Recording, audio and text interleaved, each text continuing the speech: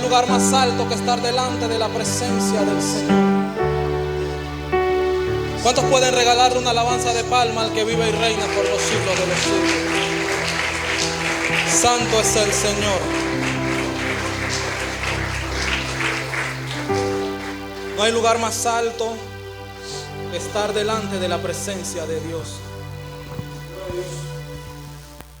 Mis hermanos, no les miento. Mi hermano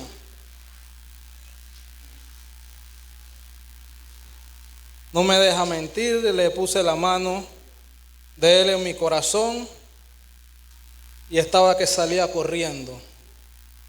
El corazón acelerado,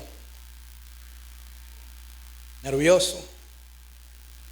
Gloria sea al Señor, pero una vez inició el pastor con esa alabanza, ese nerviosismo se fue. Porque no hay lugar más alto que estar delante de la presencia de Dios. Podemos ser las personas más grandes en el mundo. Podemos ser presidentes, podemos ser dueños de empresas, podemos ser futbolistas, podemos tener cualquier título.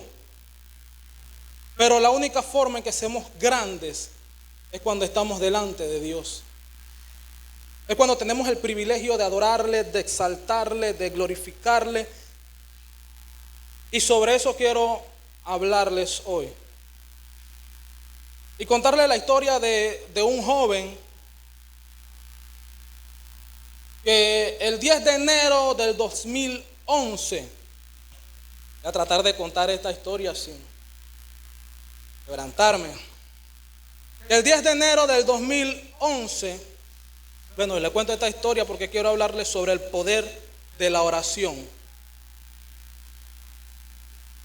El 10 de enero del 2011, este joven estaba parqueando con sus amistades, o con los que él decía eran sus amistades.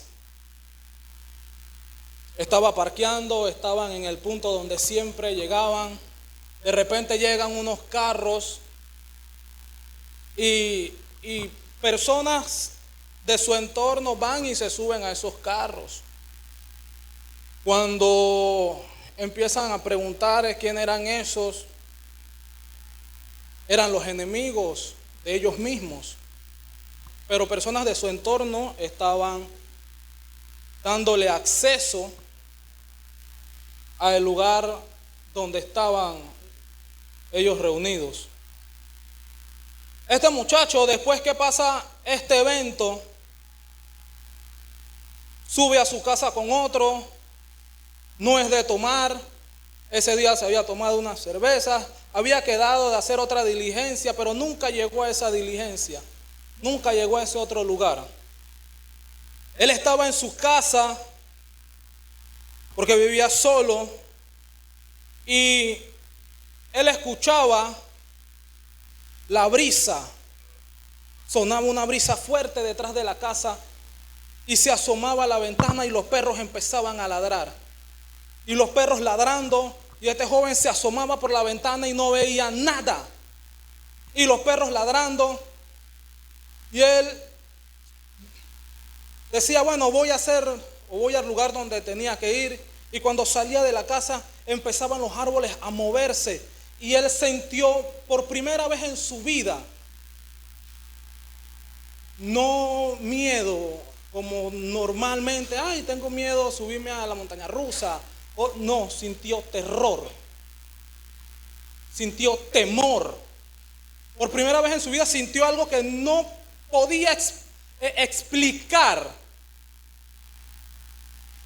Y volvió y entró a la casa y nuevamente la brisa y los perros, y miraba y se asomaba y no veía nada.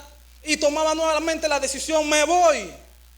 Y cuando salía por la puerta, nuevamente la brisa fuerte, y sentía eso en su corazón. Y él no sabía que era el espíritu de la muerte detrás de él. Ese muchacho regresó, y se miró en el espejo. Y cuando miró al espejo, vio la porquería en que se había convertido.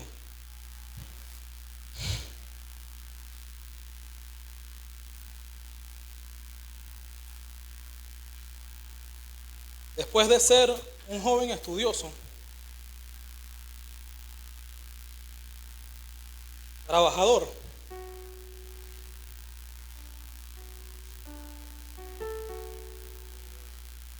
le dice a Dios: sálvame.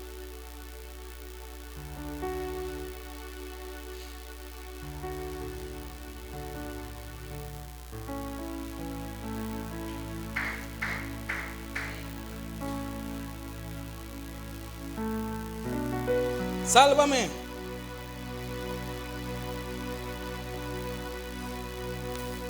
En ese momento sintió una paz.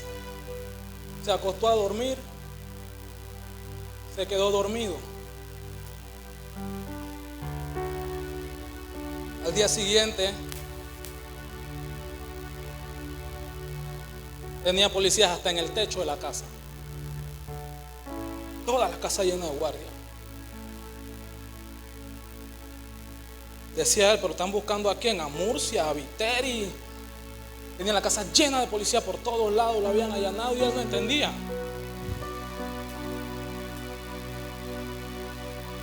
Y un día bien atribulado dentro de una celda, le dice a Dios: pero ¿por qué me pasa esto a mí si yo no he matado a nadie? Y en el momento que dice eso, le pasa una película por su cabeza de todas las cosas malas que había hecho, que pensaba él que no eran malas. Porque cuando estamos jóvenes creemos que tenemos el mundo a nuestra merced y podemos hacer y deshacer, y lo que hacemos, aunque no parezca malo, lo vemos como que no es nada. Y Dios le permite abrir la Biblia, y en el lugar que la abre dice: lo que yo hago ahora tú no lo entiendes, mas lo comprenderás después.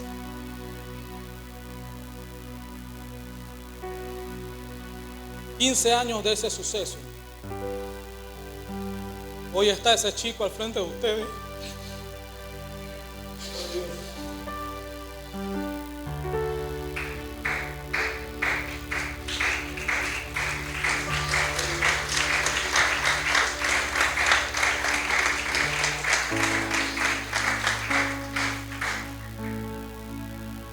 El poder de una oración. El poder de una oración puede cambiar.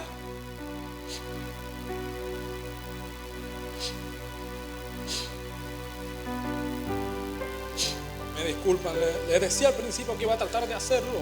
Sí. Pero es algo que nunca había contado.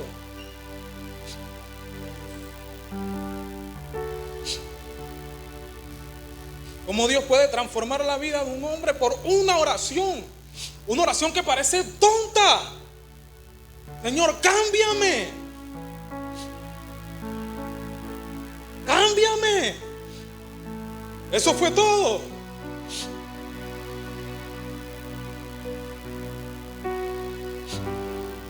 Y empezaba a pasar por un proceso de enseñanza.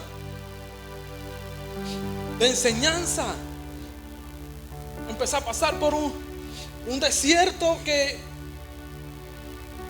en el momento al principio no entendía, pero todo era resultado de aquella oración. Todo era resultado de esa oración, mirándose al espejo y ver ese muchacho que los papás de los otros decían: ojalá mi hijo fuera como tú. En lo que se había transformado.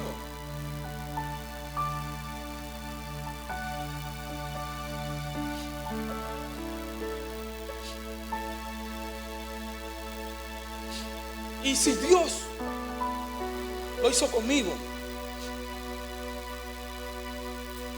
lo puede hacer con cualquiera. Lo puede hacer con cualquiera de sus hijos, lo puede hacer con su esposo, lo puede hacer con ustedes, Dios lo puede hacer con el que sea.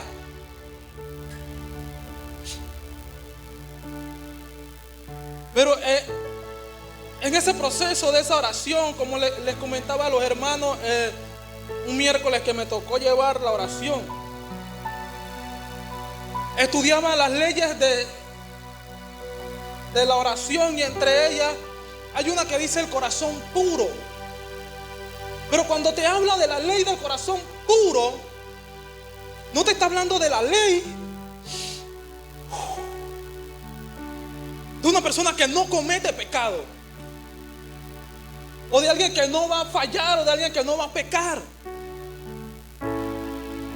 Te está hablando de ese preciso momento en el cual tú le abres el corazón a Dios y le dices: Señor, aquí estoy. Ese es el corazón puro del cual te está hablando, no de una persona que va a dejar de fallar, que va a dejar de pecar, porque estamos en este mundo y todos vamos a cometer errores en algún momento. Pero cuando te habla de la ley del corazón puro, te habla de eso. De que en el momento que tú te presentas delante de Dios y abres tu corazón, abres tus entrañas y le dices: Señor, ya yo no puedo más. Con mis fuerzas yo no puedo. Lo he intentado todo, pero con mis fuerzas yo no puedo. Toma esa carga tú, porque ya con mis fuerzas yo no puedo. Un corazón puro, un corazón que le entrega a Dios o se le abre a Dios en el momento que ya no puede más.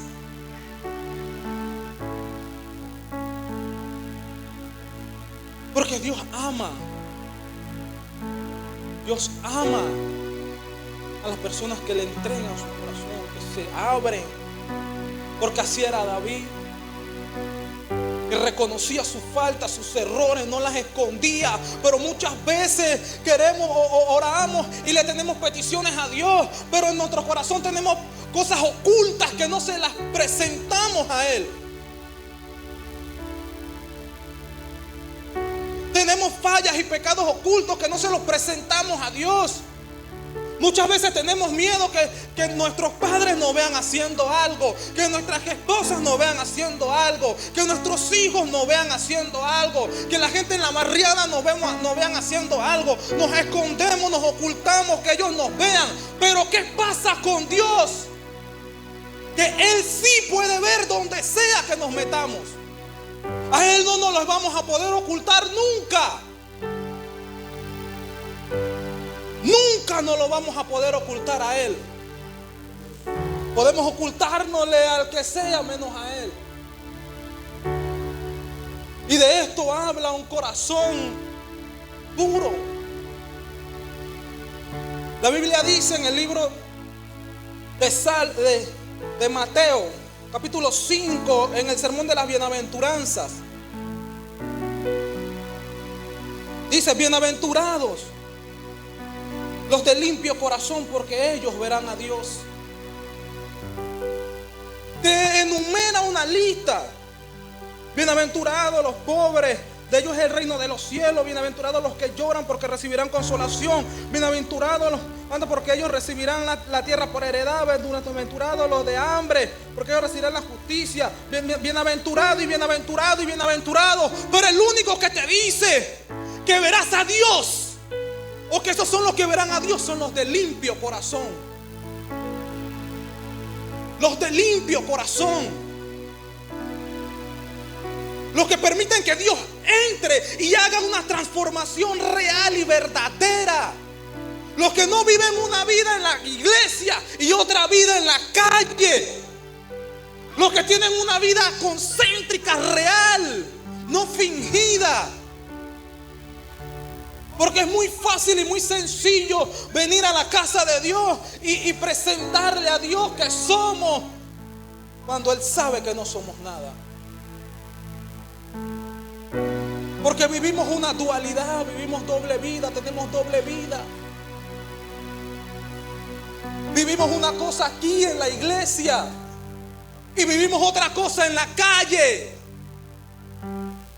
Tenemos amistades que no le presentamos a Dios, que ellos ni siquiera se imaginan que somos cristianos. Porque vivimos de dos maneras, porque vivimos de dos aguas y de dos corrientes. No puede salir una sola agua.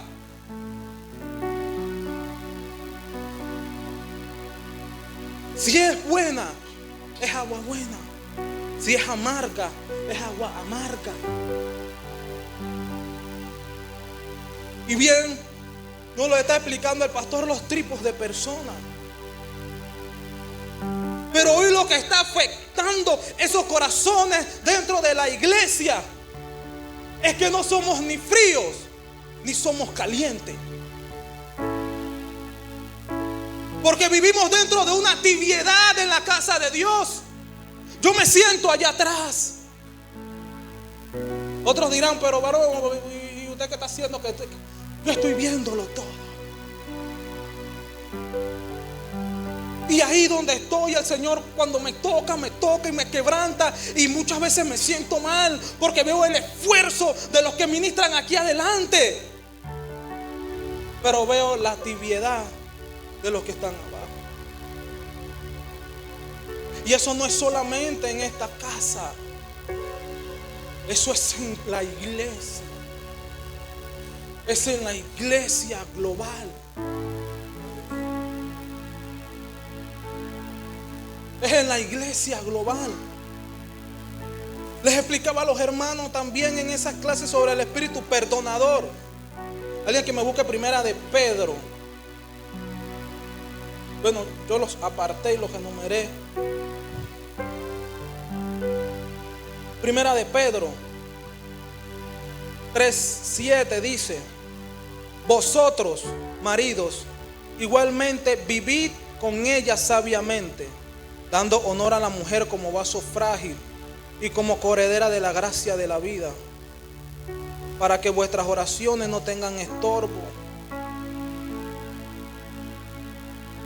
Para que vuestras oraciones, y eso no es solamente del hombre hacia la mujer, es recíproco de la mujer hacia el hombre. Para que nuestras oraciones no tengan estorbo. De repente puedo sonar repetitivo porque ya eso lo expliqué o lo dije en aquel momento. Pero como bien lo han indicado los hermanos, habían los mismos de siempre que vienen esos días. No estábamos toda la iglesia.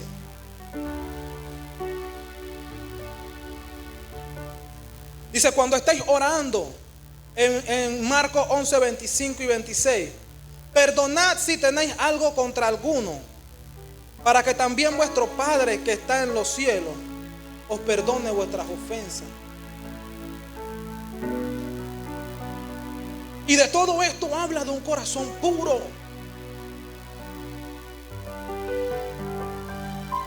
Un corazón que perdona. Pero le pedimos a Dios perdón, pero no podemos perdonar al que nos hirió. No podemos perdonar al que nos hirió.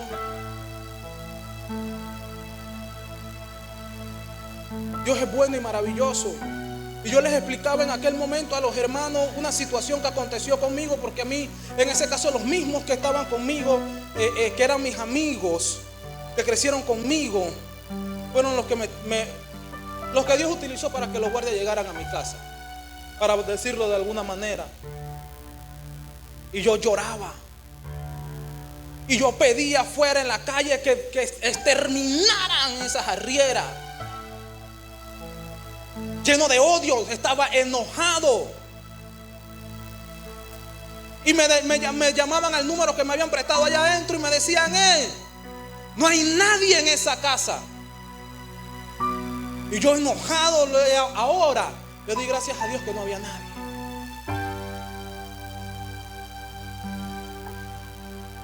Le doy gracias a Dios que no había nadie. Porque en ese momento yo no entendía el proceso que Dios estaba haciendo, y que todo ese proceso que yo estaba viviendo era por una oración. Era por una oración. Y ese es el poder de la oración. Muchas veces queremos que en medio de la oración Dios obre enseguida. enseguida, en el momento, en el instante. Y no entendemos que tenemos que pasar muchas veces por un proceso.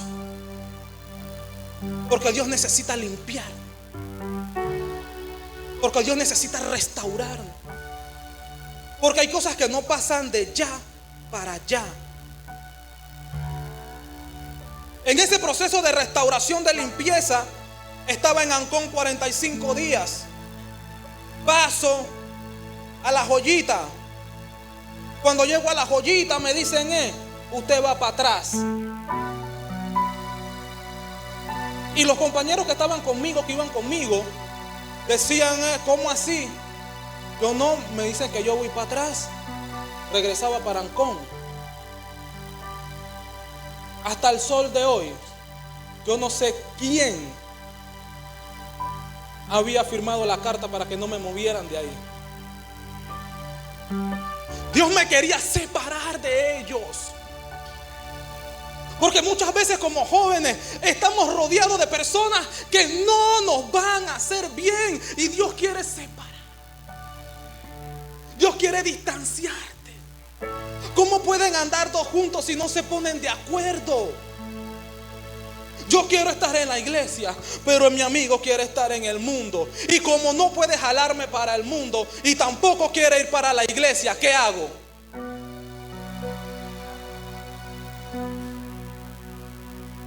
¿Qué hago? Y eso es lo que Dios quería hacer. Yo lo entendí después. Que Dios lo que quería era separación. Separarme. Ellos se fueron y quedaron por allá, por otro lado, pasando páramo, tragedia, trifulca. Y Dios me llevó a otro lugar. Llegué a ese otro pabellón. Semanas después yo solo, con cama, todo preparado. Todo preparado. Estaba tan preparado que ya me tenían hasta marihuana para que fumara. Después que venía de no fumar, de no nada, me tenían todo preparado. Ese plano, pa, ta. ¿Y qué hice yo? Pa, ta. Después de ver las cosas que Dios había hecho y después de empezar a entender las cosas, ¿qué hice yo? Y recuerdo que estando en Ancón, había un señor que le decían Santa Marta. Este señor, cuando me habían dejado de pastor en la sala, ahí en las celdas esas, en un culto en la noche yo le iba a poner la mano y no llegué a tocarlo, y yo abrí los ojos y el señor estaba en el piso. Y es cosa que yo no había vivido y experimentado nunca. Y yo me quedé mirando y el señor estaba en el piso llorando y yo no lo había ni tocado. Después, cuando llego a La Joyita, que salgo a la cancha con el feeling en la mano, listo para aprender, veo que viene el señor ese Santa Marta caminando de frente. Y literalmente, yo no sé si tú has experimentado eso, pero yo literalmente escuché una voz que me dijo: vas a mancillar mi nombre. Y escondí el feeling. Se lo di al que estaba conmigo y le dije: yo no voy a fumar más. Han pasado 15 años.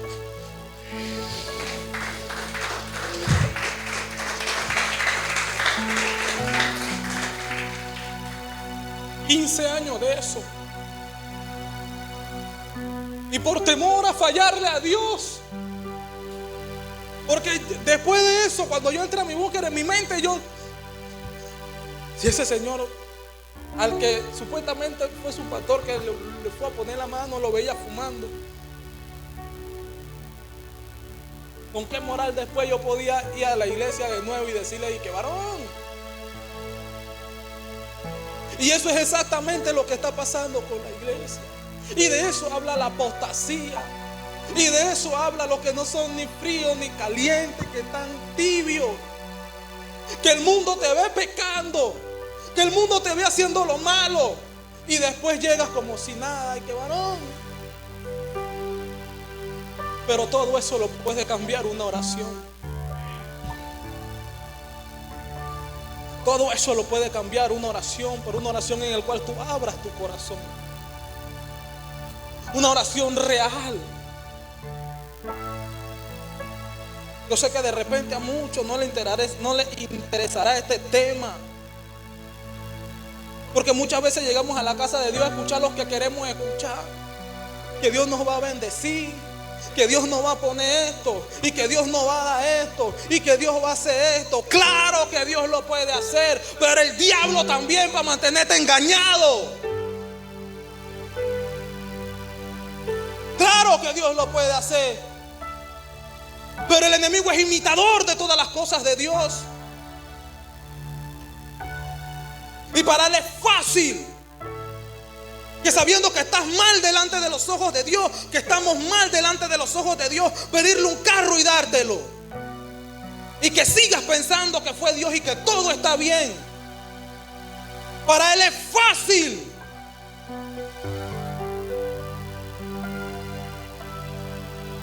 Y de eso tenemos que tener conciencia.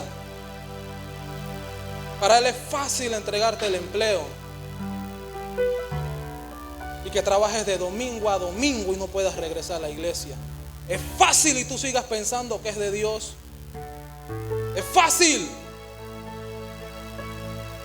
Para él es fácil que le pidas una novia y entregarte la que tú le pediste como tú se la pediste, 60, 90, revienta. Pero que no te deje acercarte a la iglesia. Y es fácil entregarte al esposo como tú se lo estás pidiendo. Así como los K-pop. Así como sí, pelo lacio. Ahora no quieren cocobolo. Es fácil. Pero que te empiece a arrastrar los domingos, primero la playa, después el de Cameron, después el río. Y cuando fuiste a ver, se apagó la llama.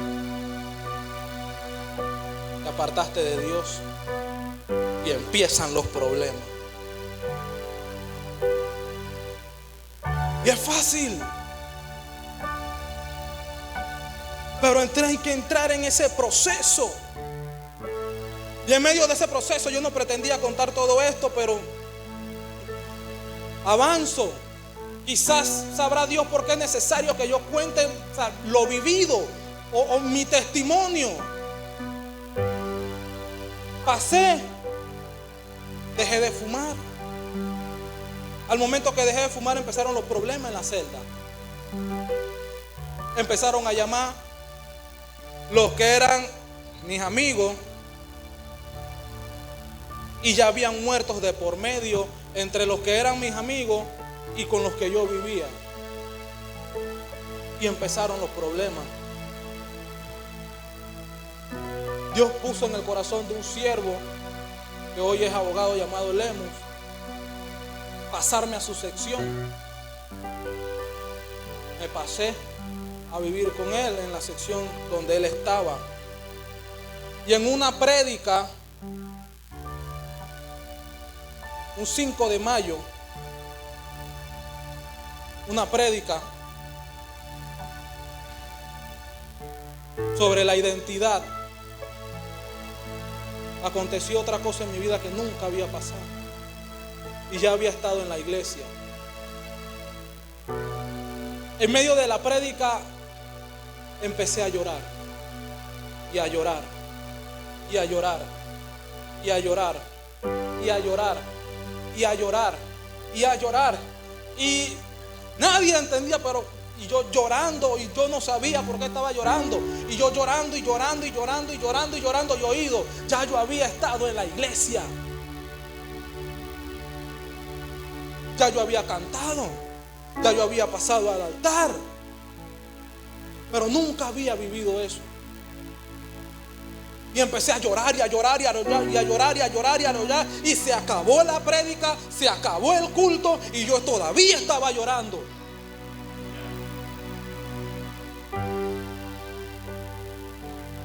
Cuando se acabaron las lágrimas, cuando se acabó el llanto, empezó otra cosa. Ya yo decía,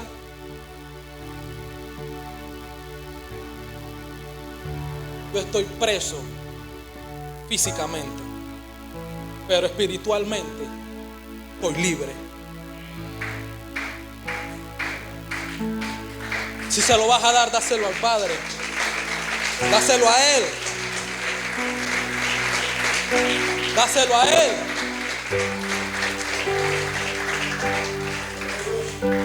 Muchos decían cuando salen, este sí, si lo quieres grabar, mi hermano, me lo graba.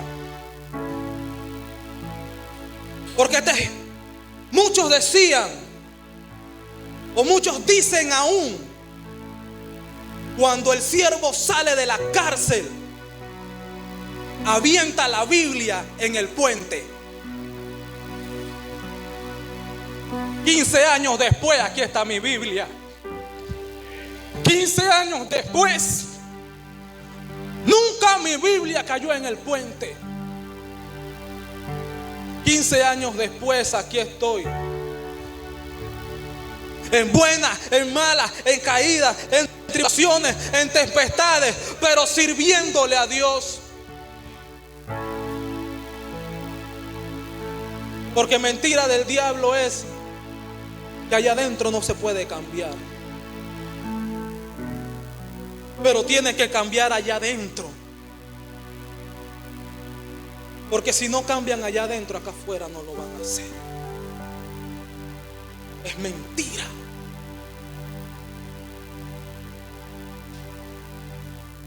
Es muy difícil. Es difícil que cambien acá afuera. Gloria sea al Señor. Y en ese proceso estaba yo un día repartiendo el alimento. Y mientras voy repartiendo el alimento, pasan, termino y voy a arreglar mi DVD en una sección, la sección 1. Cuando estoy en la sección 1 arreglando mi DVD, aparece uno de una sección que se llama, que le dicen la preventiva, y entra con un cuchillo como así, a matar a 2 hermanos. Y cuando él entra a matar a esos 2 hermanos, yo me levanto y me le paro en el medio y le digo: en el nombre de Jesús, sueltas ese cuchillo. Y cuando miro para atrás, venían los 2 hermanos, cada uno también con su cuchillo. Y yo estoy en el medio y uno le tira al otro y el otro le tira al otro. Y yo le digo: en el nombre de Jesús, sueltas ese cuchillo. Y está uno tirándole para acá y el otro tirándole para allá. Y a mí nadie me da. Y yo estoy parado en el medio. Y a mí nadie me da. Y está uno tirándole para allá y el otro tirándole para acá. Y yo le digo: en el nombre de Jesús. Y llega otro varón y lo agarra y el cuchillo se cae. Y yo voy a agarrar el cuchillo y el varón lo agarra. Y yo quito la mano y le agarro el cuchillo otra vez.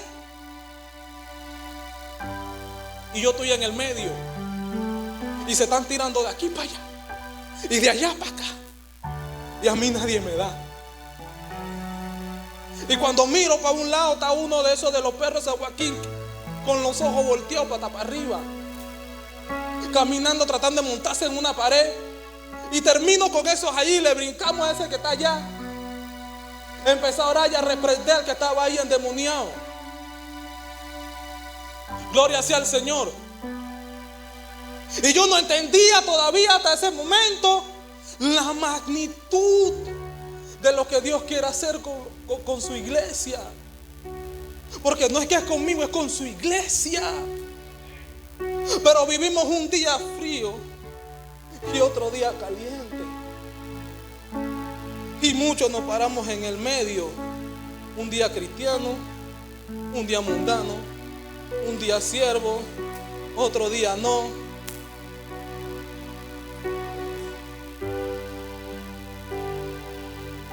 Y Dios busca gente con un corazón puro. Porque esos son los que verán a Dios.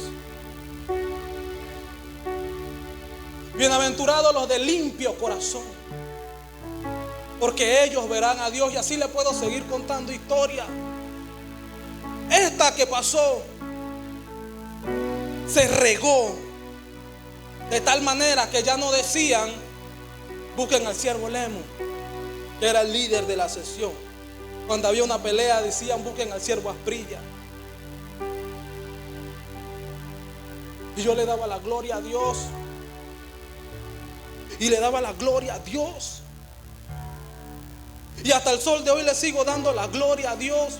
Porque Dios quiere cosas grandes para su iglesia. Pero la iglesia tiene que entender dónde está parada. Tiene que entender el poder de la oración. Tiene que entender el poder de la oración. Nosotros no podemos guerrear igual que el mundo. La iglesia tiene poder, pero la iglesia tiene poder a rodillas. La iglesia tiene autoridad, pero la iglesia tiene autoridad de rodillas. Pero si, como preguntó el pastor Enante, yo pregunto, si viene Cristo hoy, ¿cuántos nos vamos? ¿Quién dice amén? Por venir a la iglesia nadie se salva. Porque tu mamá sea predicador o tu papá sea predicador, nadie se salva. Por tener 20, 30 o 40 años en la iglesia, nadie se salva. El tiempo no hace al cristiano. El tiempo no es el que da la salvación. Tenemos que aprender a vivir conforme a la voluntad de Dios. Cuando nos postramos o nos arrodillamos a orar, ¿cuál es el motivo por el que lo hacemos? Cuando venimos a la iglesia, ¿cuál es el motivo por el que lo hacemos? ¿Cuál es el motivo de venir? ¿Cuál es el motivo de orar? ¿Cuál es el motivo por el cual nosotros le decimos a Dios, Señor, necesito esto o quiero esto? ¿Cuál es el motivo? Una de las leyes de la oración es orar por el motivo correcto. Santiago 4, mismo lo tengo, lo iba a quitar. Santiago 4, 2 y 3 dice: codiciáis y no tenéis, matáis y ardéis de envidia y no podéis alcanzar, combatís y lucháis, pero no tenéis lo que deseas, porque no pedís. Y cuando pides, pides mal, porque pedís para gastar en vuestros propios deleites.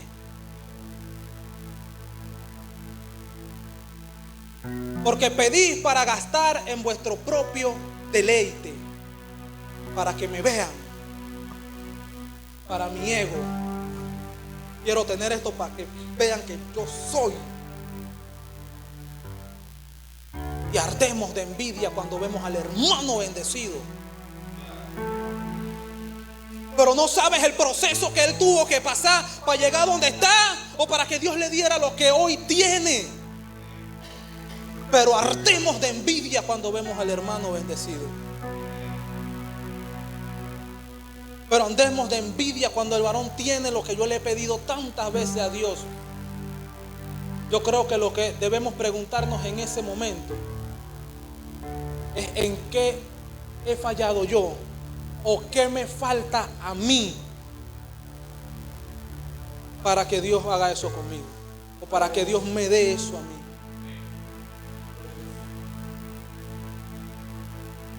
Porque muchas veces queremos, por decir algo, un carro, y viene Dios y le da el carro a Melanie.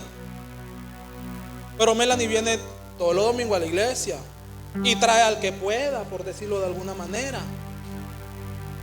Y Dios mío, pero si yo soy hasta más viejo que ella, tengo más tiempo que ella en la iglesia, ¿por qué yo no? Pregúntate por qué tú no. No te preguntes por qué ella sí, pregúntate por qué tú no. ¿Cuál es el verdadero motivo ¿Qué hay en tu corazón para hacerlo? ¿Cuál es el verdadero deseo de obtener, de alcanzar y de llegar a tener eso? ¿Cuál es? Por eso vemos regados la cantidad de pastores que hay en las calles. Porque desean ser pastores, quieren ser pastores, pero ¿por qué quieren ser pastores? ¿Cuál es el motivo real? Y vemos tantas profecías y tantas prédicas locas. Porque desean ser. Soy el apóstol. Si yo me he topado, varones, acuérdense que yo salgo a la calle a predicar. Yo me he topado con cualquier cantidad de cosas. Yo soy el apóstol fulano de tal. ¿Y a mí qué me importa? Si aquí lo principal es que te conozcan en el cielo. Eso es lo primordial. Aquí en la tierra podemos ser lo que sea, pero lo principal es que te conozcan en el cielo. Que en el cielo te conozcan y en el infierno sepa quién eres. Eso es lo principal, eso es lo primordial. No el oro, no la plata, no la vestimenta, no los carros, no las grandes casas. ¿Qué hizo Pablo con todo eso? ¿Varón rey? Como por basura. Y Pablo no solamente tenía dinero, también tenía conocimiento y bastante. Y todo eso lo tomó por basura. Pero ahora nosotros con 2 títulos creemos que somos la última Coca-Cola del desierto. Entonces nos es necesario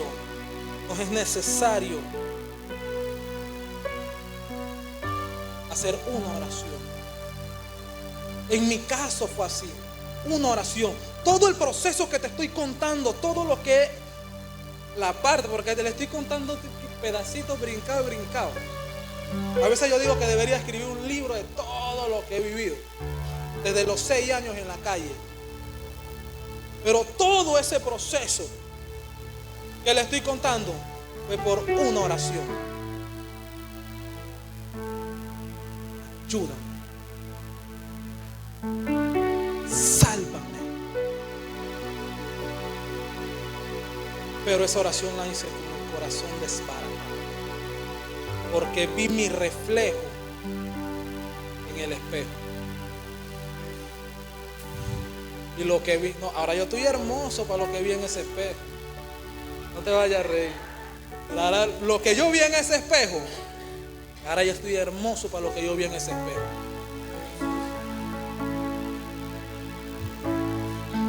Y eso me dolió tanto, me quebrantó tanto, me golpeó tan duro, que yo recurrí al único que podía recurrir, a Jehová de los ejércitos. Gloria sea al Señor.